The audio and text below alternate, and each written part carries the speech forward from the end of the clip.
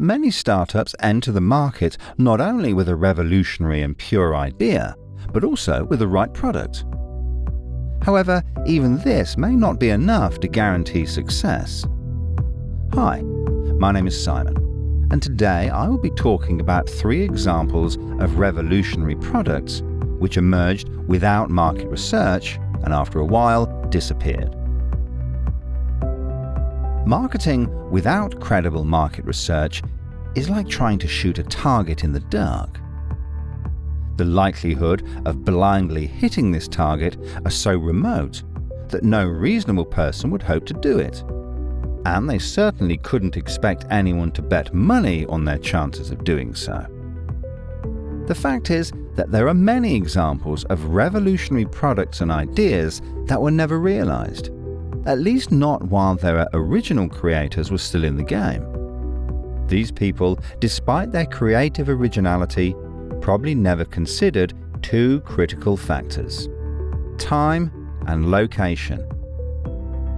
I'd like to share the stories of 3 examples of revolutionary products which emerged without any market research and then promptly disappeared from the market.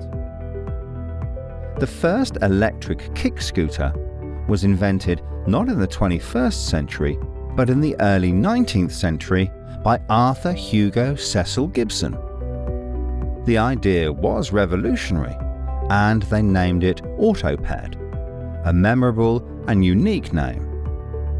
Unfortunately, today, few people have ever heard of Autoped.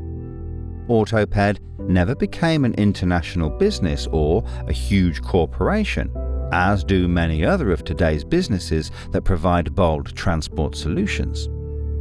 In fact, Autoped perished. Recently, the e-scooter market is growing. Some companies are trying to make e-scooters as compact and light as possible, while others are exploring the benefits and viability of rental e-scooters. However, it took almost 100 years for people to turn their attention back to e-scooters. And you have to ask why. We needed to wait 100 years for a time when other products, as well as our ever-changing social norms, would present the best opportunity to effectively market such a product. 100 years ago, people were accustomed to a much more strenuous level of effort and activity in their lives. In a nutshell, people at the time were not lazy enough to ride an Autoped. Another example is video calls. Although video calling has only recently become prevalent, it was first created in 1936. 30 years later, AT&T embarked on expansive long-term projects focusing on video calling services until around 2000. However, video calling never really took off at the time. After 2000, as the internet became more widespread, Sorensen Vision introduced a new type of video calling. This time, although video calling was less expensive than before, the product still failed. You might ask why? Well, before the rise of social networks, the meaning of privacy for consumers was very different, and so the public wasn't really interested in video calls. This was confirmed only when companies were able to make the technology available. Even in those relatively recent times, communities were much more formal than today, and so no one was willing to take a video call while wearing their pajamas. The third example is an interesting one. Paper tissues are one of the most common fast-moving consumer goods. Before the invention of paper tissues, people kept a piece of cloth in their pocket.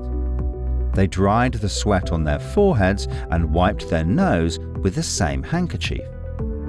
Clearly, at the time, health and hygiene were less of a priority for people than they are today.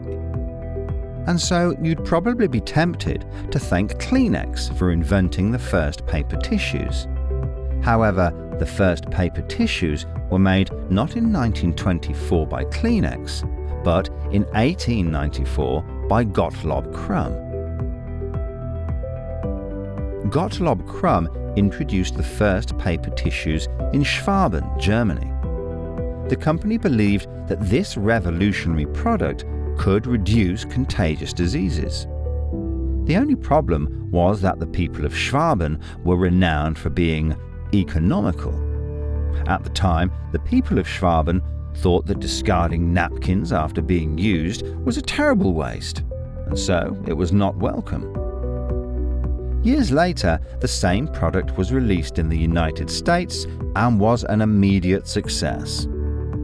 Interestingly, when Kleenex patented the paper tissue in the United States, Tempo tissue was also patented as an invention in Germany.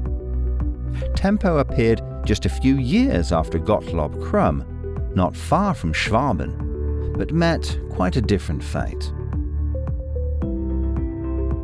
Electric scooters, video calls, and paper tissues were all three revolutionary ideas.